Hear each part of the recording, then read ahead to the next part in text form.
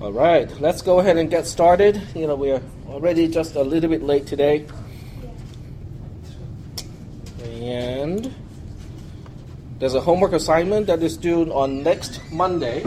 I hope most people have at least, gotten started with the homework, potentially realizing that, hey, I don't really know exactly what to do with this homework assignment. Because that's a good realization, because it's still early enough that we can do something about it. So let's go ahead and just take a look at the homework assignment first, and then we'll go from there and see what else we can do. But before we go talk about the homework assignment, I just want to point out that I'm still working on the updated material on subroutines, or how to trace subroutines. And that stuff is getting updated, on a hourly basis, when I have time to work on it. Just want to show you what I have at this point, which can be useful for some of you, when you're working on your homework assignment. So right now, I'm already working on return values. In other words, by reference parameters is all done already, and I'm now working on return values. The one thing that I want to get your feedback is whether this is a okay format. In other words, instead of having one column for explanation, when the explanation is too long, I just use one row, along with the row that I'm trying to explain, and just put it under the row that I'm trying to explain. Is that okay? I mean, this works a little bit better than putting your explanation on its own column, because otherwise that column would get kind of out of shape. Gets really long. This way, it looks even okay on my cell phone. With a limited screen like this, with a 3-inch screen, it still looks okay, if I put it into landscape mode. So do you guys prefer this one or the other one? The other one is basically just go back one step. The other one is like this, the explanation is on the side. It doesn't work well. It works well when there are not too many columns. It does not work well when there are like a whole bunch of columns already, and the explanation has to be squished like this. And then it will become really tall to fit all the descriptions. So do you guys have any preferences, or just the way it is right now is okay? It's okay? Sorry? Yeah, I like the Okay, so you want it to be on the row next to the line that I'm explaining. In other words, this one, especially when there's a lot of stuff to explain, that won't fit well in a narrow column. Okay. I just figured out how to do it today, so that's why I'm just in the process of converting some of the longer descriptions into this format. Has anyone tried to read the notes from a cell phone? No one? It actually works. Yeah. It's not too hard. Yeah. Because it's all really plain HTML, doesn't have any fancy graphics or fixed width stuff on it. So for the most part, almost any cell phone should work fine. I mean, it should display relatively well on most cell phones. And most cell phones can also play YouTube, which means when you're waiting for your bus, you can actually study. You can watch YouTube, and the next guy goes like, "What are you watching?" "Oh, I'm studying." I want YouTube. I'm not really. Huh? I don't really usually search your class. I'm sorry. There's no need to search. I send it by email to you guys. You have the link from email. You thought those were spam, right? No. It went straight to my spam folder though. But I don't know. Should I be doing that? Did it go to spam folder? Not anymore. I adapt to my acceptance, but my problem is when I try to email him, it always kicks back and says he doesn't exist. He doesn't. I do not exist. I think it's at the drtech.org. All right, so this is your current homework assignment. It is due on the 22nd, which is next Monday, right before the class. I just have to re-emphasize that because one student in my Tuesday, Thursday class was panicking in the class because he just realized during the class that the assignment was due before the class. So, this is not the first time we have homework assignments either. All right, so this is the code.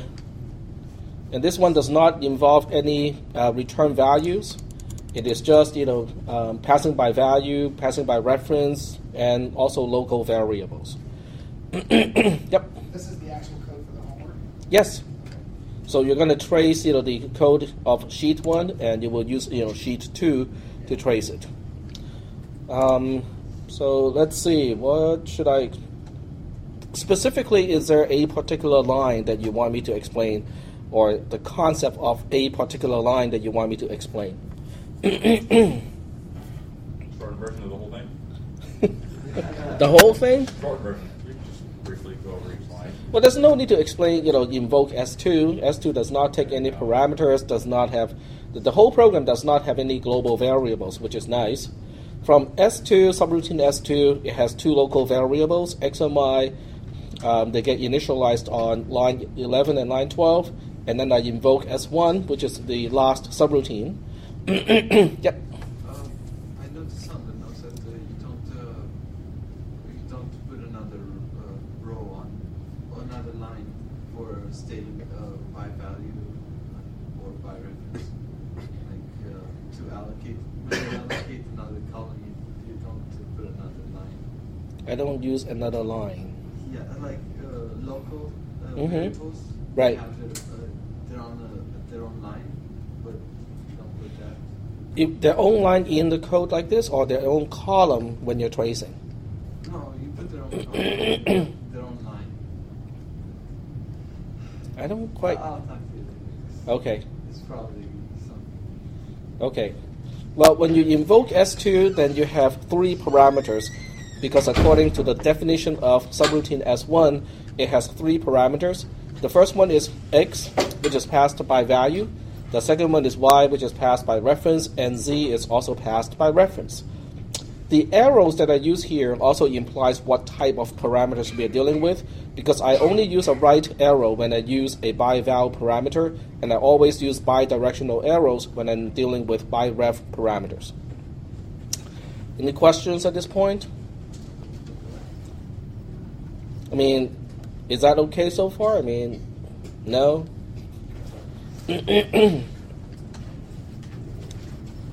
When you pass something by reference, okay, is passing by value okay? Because that's the simpler form of parameters. Passing by reference is the more difficult one. Like in this case, okay, the next question is, if we just focus on the highlighted portion, okay, I'm just going to highlight. Oh, I can't because it's read-only. Let me just save the file so it's not read-only first. I'm saving it into today's folder, but I'm not going to make any changes to it.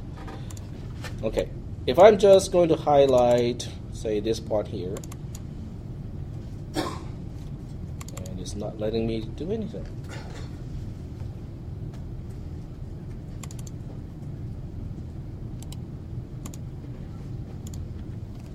Type here. Okay. Okay, if we just look at the highlighted portion here, do we know which X we are talking about? Do we know which Y we are talking about? Because both subroutines have an X and both subroutines have a Y. This X here, which is on the left-hand side, specifies the X that belongs to the subroutine that is invoking. The Y, which is on the right-hand side, refers to the parameter of the subroutine that I'm invoking. Is that okay so far?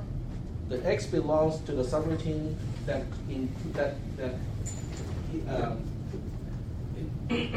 X refers to the X of the subroutine that is invoking.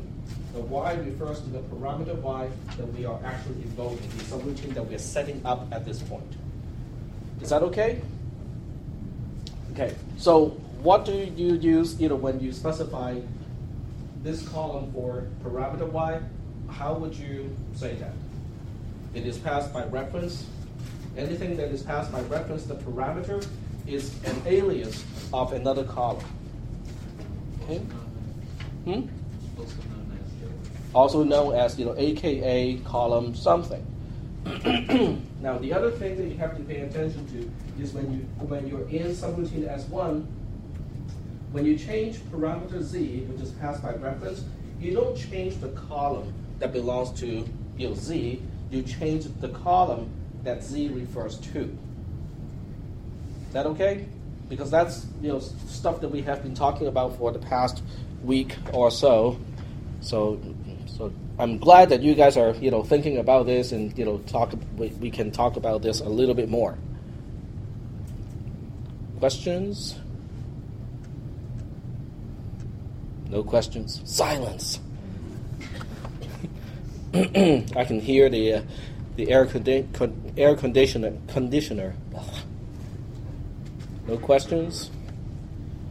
Okay, let's go ahead and use an example program, something that we have seen before. Define subroutine swap. Remember the swap subroutine, which is the introduction to pass by reference. This is one of the first programs that we used that has pass by reference. By reference x, by reference y, local variable t. The code is pretty easy. We save the old value of x first, and then we update x with the value of y, and then y gets the old value of x, which was saved in t. And define sub, and that's the swap subroutine. Now let's go ahead and define a relay subroutine just to make it more interesting. So the relay subroutine doesn't really do much. We define sub relay. It will accept one parameter passed by reference. We'll call that, let's see, why not? Just call it this one x, by val y, and it will just invoke swap using those two parameters. So in this case, it will invoke swap. We use x to specify x. We use y to specify y, and define sub. And now, all we have to do is to define yet another subroutine to call relay.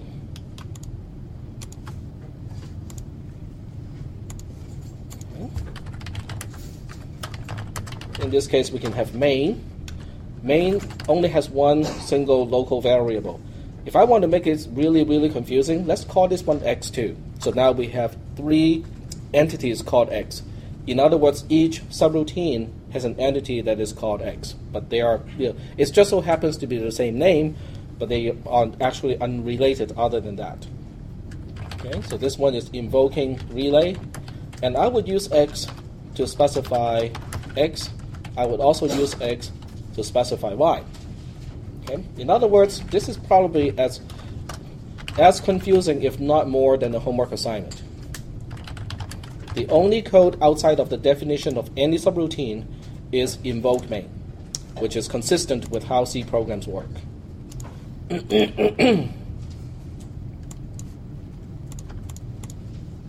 Does everybody see the resemblance of the features of this program compared to your homework assignment? Yes? Okay, very good. Because that's the whole purpose of this example program, is to illustrate, to demonstrate all those concepts again that you need in order to do your homework assignment. And before we do anything else, let's save the file first, just in case. So we'll go by val, by ref, example. Okay. Now let's go ahead and, let's see.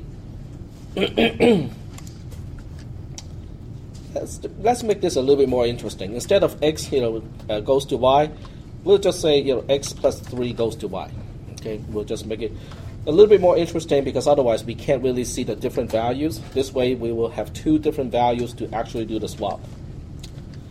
Okay, so now that we have the sample code,